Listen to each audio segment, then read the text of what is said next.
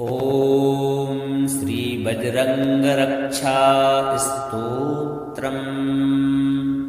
प्रणम्य श्रीरामदूतं वज्रदेहं महाबलं सर्वरक्षाकरं वीरं वन्देऽहं मारुतात्मजं। वज्रंगो मे शिरः पातु ललाटं पवनात्मजः। नेत्रे मे अंजनीसूनुः कर्णौ पातु महावीर्यवान्। नासां पातु हनुमान् मे मुखं पातु रघुप्रियः। जिह्वां पातु महातेजाः कण्ठं पातु कपिध्वजः। स्कन्धौ पातु महाबाहुः भुजौ पातु महाबलः। करौ पातु रणे शूरो हृदयं पातु भीमविक्रमः। उदरं पातु वीरात्मा नाभिं पातु महाकपिः। कटिं पातु महावीरः शक्तिनी पातु पावनः। उरु पातु महाकायो जानुनी पातु लङ्घनः। जङ्घे पातु महावेगः पादौ पातु हरिप्रियः।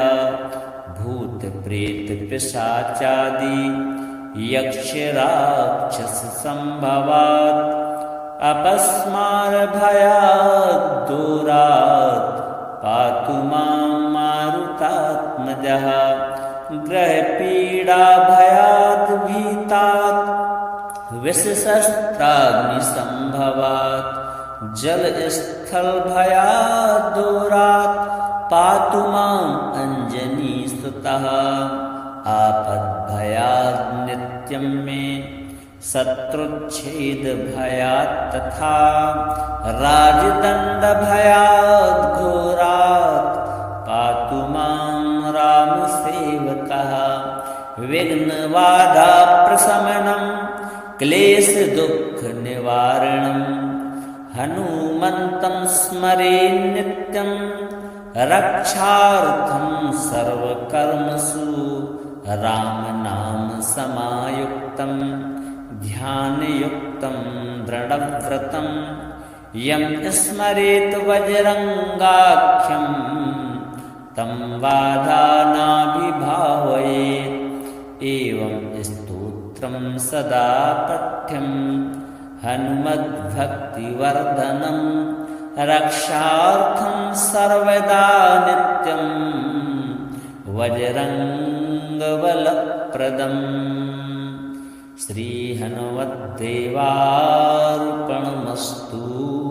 प्रणम्य श्रीरामदूतं वज्रदेहं महाबलं सर्वरक्षाकरं वीरं वन्देऽहं मारुतात्मजं।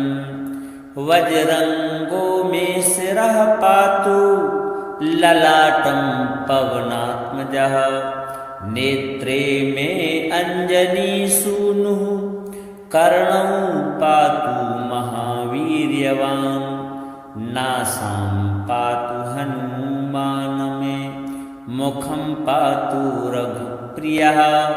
जिह्वां पातु महातेजाः कण्ठं पातु कपिध्वजः।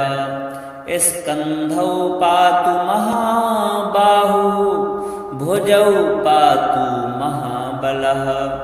करौ पातु रणे शूरो हृदयं पातु भीमविक्रमः। उदरं पातु वीरात्मा नाभिं पातु महाकपिः। कटिं पातु महावीरः शक्तिनी पातु पावनः। उरु पातु महाकायो जानुनी पातु लङ्घनः। जङ्घे पातु महावेगः पादौ पातु हरिप्रियः। भूत भूतप्रेतपिशाचादि यक्षराक्षससम्भवात् अपस्मारभयात् दूरात् पातु मां मारुतात्मजः ग्रहपीडाभयाद् भीतात् विषशस्त्राग्निसम्भवात् जलस्थलभयाद् दूरात् पातु माम् अञ्जनीसुतः आपद्भयाद् नित्यं मे शत्रुच्छेदभयात् तथा राजदण्डभयाद् घोरात् पातु मां रामसेवकः विघ्नबाधाप्रशमनं क्लेशदुःखनिवारणं हनुमन्तं स्मरे नित्यं रक्षार्थं सर्वकर्मसु रामनामसमायुक्तं ध्यानयुक्तं दृढव्रतं यं स्मरेत् वज्रङ्गाख्यं तं बाधा नाभिभावयेत् एवं स्तोत्रं सदा पठ्यं हनुमद्भक्तिवर्धनं रक्षार्थं सर्वदा नित्यं वज्रङ्गबलप्रदम् श्रीहनुमद्देवार्पणमस्तु। प्रणम्य श्रीरामदूतं वज्रदेहं महाबलं सर्वरक्षाकरं वीरं वन्देऽहं मारुतात्मजं वज्रङ्गो मे शिरः पातु ललाटं पवनात्मजः नेत्रे मे अञ्जनीसूनुः कर्णौ पातु महावीर्यवान् नासां पातु हनुमान् मे मुखं पातु रघुप्रियः जिह्वां पातु महातेजाः कण्ठं पातु कपिध्वजः स्कन्धौ पातु महाबाहुः भुजौ पातु महाबलः करौ पातु रणेशूरो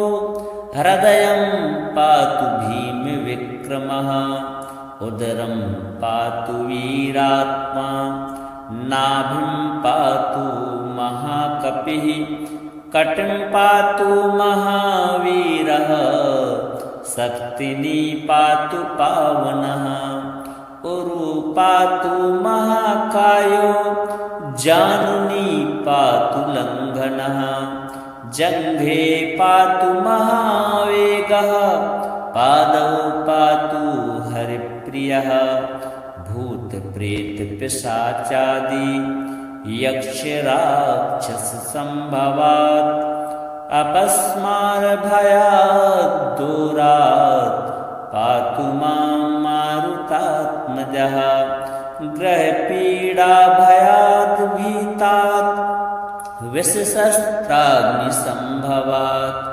जलस्थलभयाद् दूरात् पातु माम् अञ्जनीसुतः आपद्भयाद् नित्यं मे शत्रुच्छेदभयात् तथा राजदण्डभयाद् घोरात् पातु मां रामसेवकः विघ्नबाधाप्रशमनं क्लेशदुःखनिवारणं हनुमन्तं स्मरे नित्यं रक्षार्थं सर्वकर्मसु रामनामसमायुक्तं ध्यानयुक्तं दृढव्रतं यं स्मरेत् वज्रङ्गाख्यं तं बाधा नाभिभावयेत् एवं स्तोत्रं सदा पठ्यं हनुमद्भक्तिवर्धनं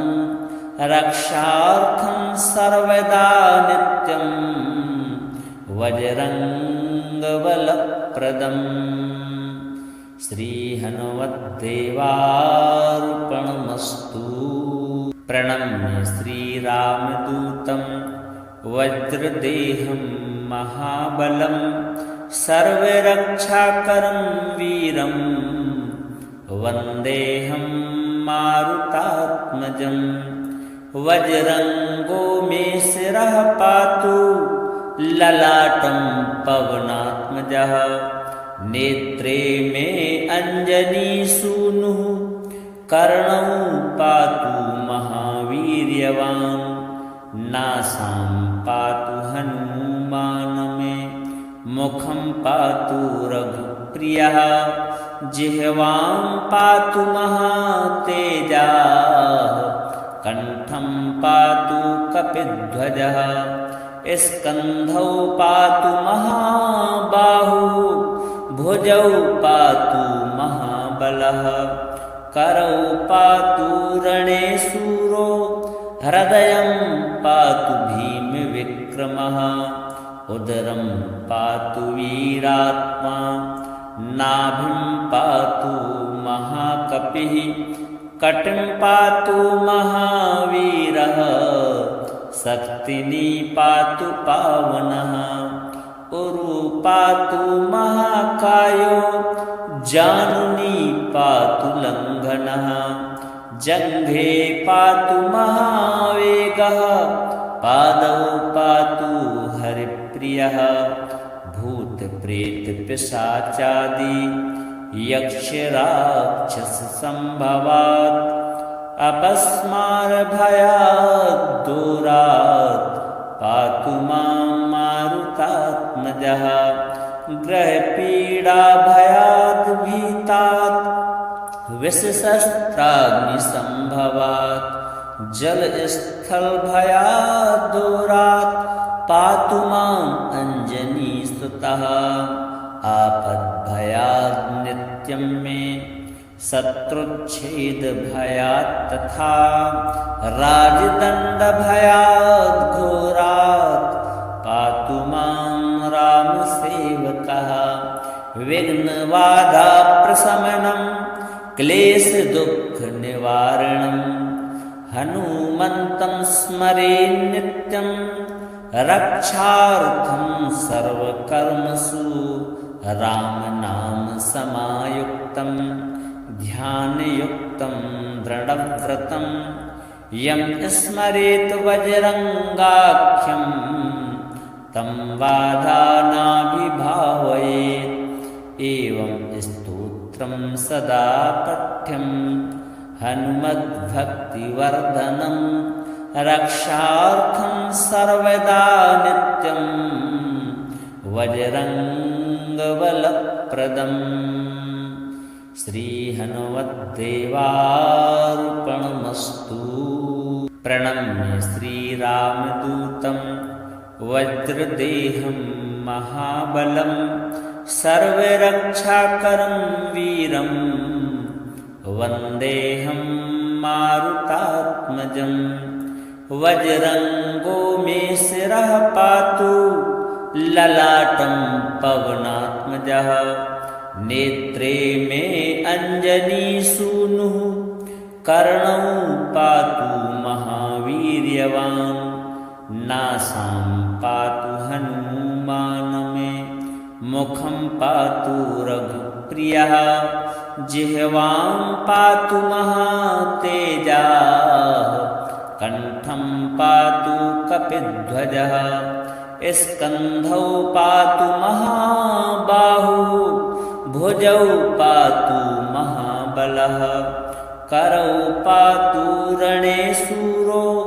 हृदयं पातु भीमविक्रमः उदरं पातु वीरात्मा नाभिं पातु महाकपिः कटिं पातु महावीरः शक्तिनी पातु पावनः उरु पातु महाकायो जानुनी पातु लङ्घनः जङ्घे पातु महावेगः पादौ पातु हरिप्रियः भूतप्रेतपिशाचादि यक्षराक्षससम्भवात्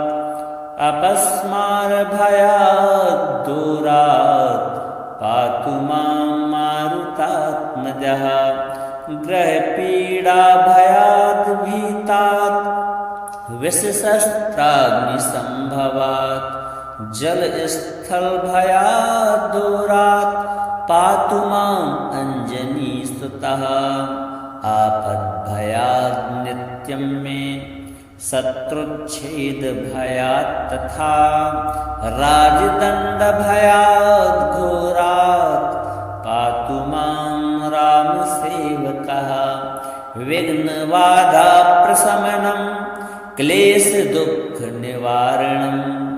हनुमन्तं स्मरे नित्यं रक्षार्थं सर्वकर्मसु रामनामसमायुक्तं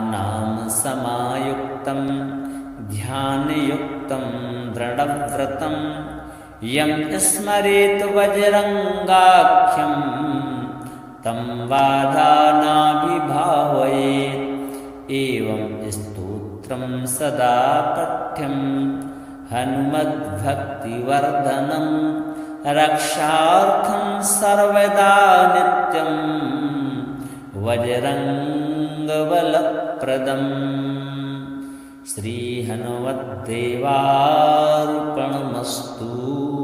प्रणम्य श्रीरामदूतं वज्रदेहं महाबलं सर्वरक्षाकरं वीरं वन्देऽहं मारुतात्मजं वज्रङ्गो मे शिरः पातु ललाटं पवनात्मजः नेत्रे मे अञ्जनीसूनुः कर्णौ पातु महावीर्यवान् नासां पातु हनुमान् मे मुखं पातु रघुप्रियः जिह्वां पातु महातेजाः कण्ठं पातु कपिध्वजः स्कन्धौ पातु महाबाहुः भुजौ पातु महाबलः करौ पातु रणे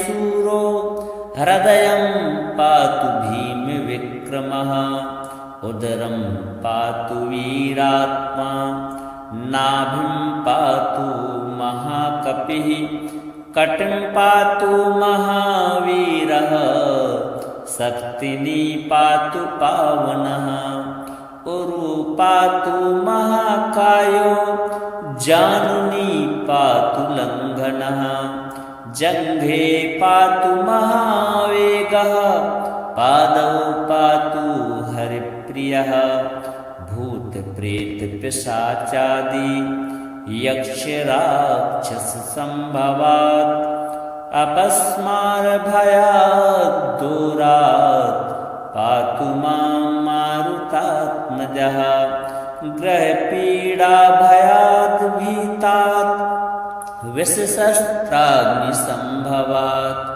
जलस्थलभयाद् दूरात् पातु माम् अञ्जनीसुतः आपद्भयाद् नित्यं मे शत्रुच्छेदभयात् तथा राजदण्डभयाद् घोरात् पातु मां रामसेवकः विघ्नबाधाप्रशमनं क्लेशदुःखनिवारणं हनुमन्तं स्मरे नित्यं रक्षार्थं सर्वकर्मसु रामनामसमायुक्तं ध्यानयुक्तं दृढव्रतं यं स्मरेत् वज्रङ्गाख्यं तं बाधा नाभिभावयेत् एवं स्तोत्रं सदा पठ्यं हनुमद्भक्तिवर्धनं रक्षार्थं सर्वदा नित्यं वज्रङ्गबलप्रदम् श्रीहनुमद्देवार्पणमस्तु।